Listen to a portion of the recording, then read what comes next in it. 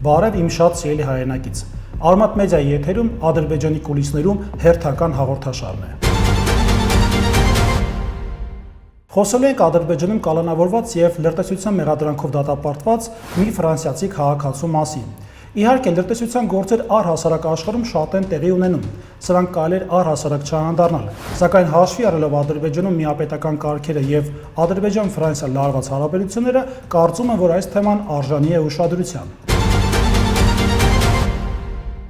Հասկանալու համար, թե ինչու հենց Ֆրանսիայի քաղաքացու նկատմամբ հարուցվել նմանատիպ քրեական գործ, պարզապես պետք է հիշել վերջին տարիներում Ֆրանսիա եւ Հայաստան հարաբերությունների մտերմացման եւ դրանց արտաքին քաղաքականության հարաբերությունների հարցում միատեսակ դիրքորոշման խնդիրները։ Ֆրանսիայի ղեկավարությունը եւ առանձնապես Ֆրանսիայի սենատը տարատեսակ բանաձևեր են ընդունել Ադրբեջանի դեմ կապված Արցախի եւ Հայաստանի շուրջ։ Իհարկե, ադրբեջանական իշխանությունները սա անհետևանք չէին կարող թողնել։ Պարբերաբար իրենց քաղաքական հայտարարությունները եւ հատկապես քարոզչական դաշտում ինքս հանդիպում են որոշակի նյութերի, որոնք վերաբերվում են Ֆրանսիային, բայց դրանք հիմնականում նպատակադրված են ծաղրանքի, քաղաքական այսպես կոչված հալածանքի եւ իհարկե ուղղորդված մեսիջների առումով։ Այս մոտեցումը հայտնի որպես պատանդային դիվանագիտություն։ Ինչ է սա նշանակում։ Պետություններից մեկը, որը ցանկանում է արտաքին ճնշում կատարել մեկ այլ պետության նկատմամբ, ձեռնարկում է այսպես կոչված իրավական մեթոդներ, կալանավորում տվյալ երկրի քաղաքացուն տարբեր ծանր մեղադրանքներով, այնուհետև առաջ քաշում իր արտաքին քաղաքական ուղերձները,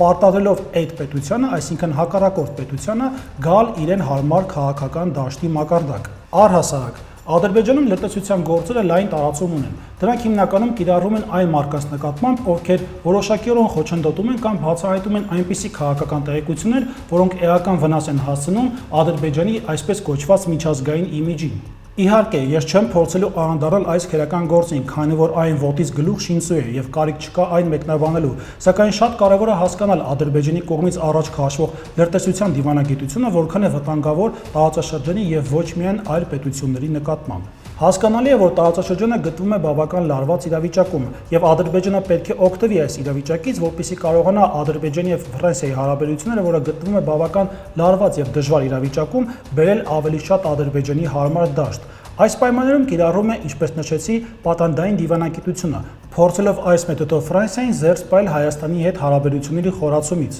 Իհարկե, այս երևույթը պետք է դիտարկել ոչ թե առանձին միջադեպ, այլ պարզապես շանտաժի քաղաքականություն։ Եվ սա այն դեպքերից է, որ միջազգային հանրությունը պետք է որոշի՝ դիմակայել նման տեսակի շանտաժներին, թե տալ համապատասխան հակահարված։ Ձեզ հետ ես, Ադրբեջանի հարցերի փորձագետ եւ միջազգայնագետ Գառնիկ Դավթյանս, լավ եղեք, կհանդիպենք։